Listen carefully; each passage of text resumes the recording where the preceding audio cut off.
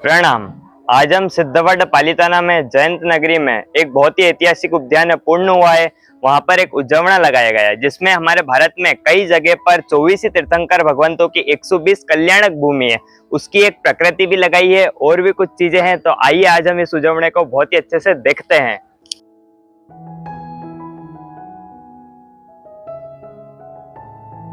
सबसे पहले यहाँ पर एक टेलीस्कोप लगाया है क्योंकि सिद्धवट एक ऐसी जगह पालिताना से जहाँ से दादा का शिखर डायरेक्ट दिखता है और वो एकदम करीब से देखने के लिए एक टेलीस्कोप लगाया है, जिसके अंदर अगर आप देखोगे तो दादा का शिखर एकदम बहुत ही अच्छे से दिखेगा।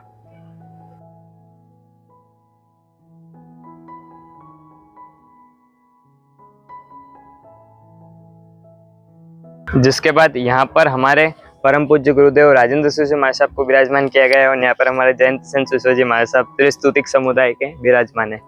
उसके बाद यहाँ पर कुछ जो आत्मोद्धार अभी 8 हुए हैं, हमारे यहाँ पर 99 दीक्षा 99+ दीक्षा हो चुकी है, उसका एक पोस्टर लगा है। उसके बाद यहाँ पर सुधर्मा स्वामी की अखंड पाठ परंपरा के दर्शन किए गए हैं। तो आप भी आइए, पधारिए, आपको दिखाते हैं।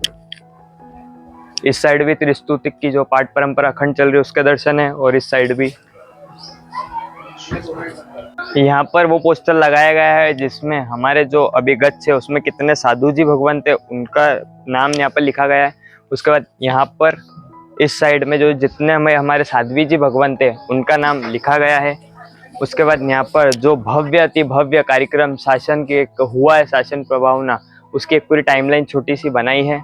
उसके बाद अगर हम यहाँ पर अंदर की तरफ आते हैं तो यहाँ पर हमारी अखंड पाठ परंपरा जो कि राजेंद्र सूर्य महाराज साहब से यशस्वी पाठ परंपरा है जो कि चलती आ रही है, और सभी गुरुदेव हमारे विद्याचंद सूर्य महाराज साहब की जो अपनी शैली थी उसके बारे में वर्णन दिया गया है। यतीन्द्र सूर्य महाराज साहब, उसके बाद ये हमारे मुख्य निर्णायक श्री भूपेंद्र सूर्य महाराज साहब और एवं धनचंद्र सूर्य महाराज साहब।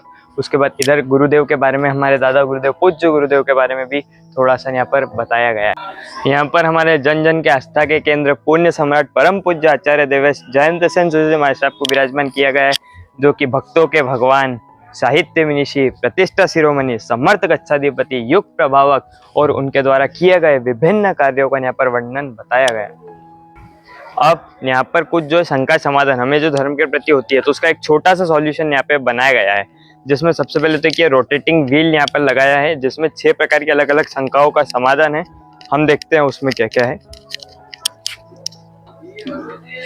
सबसे पहले अगर हमारे शरीर पर खिल हुआ है तो मंदिर जी का केसर हम लोग लगा सकते हैं। तो ये नौकार वली में 108 मोती ही क्यों? बाकी यहाँ पर 1 2 3 4 कुछ ऐसे पोस्टर्स लगाए गए हैं जिसकी जो इन्फॉर्मेशन है हम आपको किसी और वीडियो में देंगे, क्योंकि ये एक एक प्रश्नों के एक एक जवाब है। जैसा हमारा शंका समाधान में भी था उसमें भी प्रश्नों के कुछ कुछ जवाब है, तो हम आने वाली वीडियोस में हम आपको शॉर्ट्स के फॉर्म में बताते रहेंगे।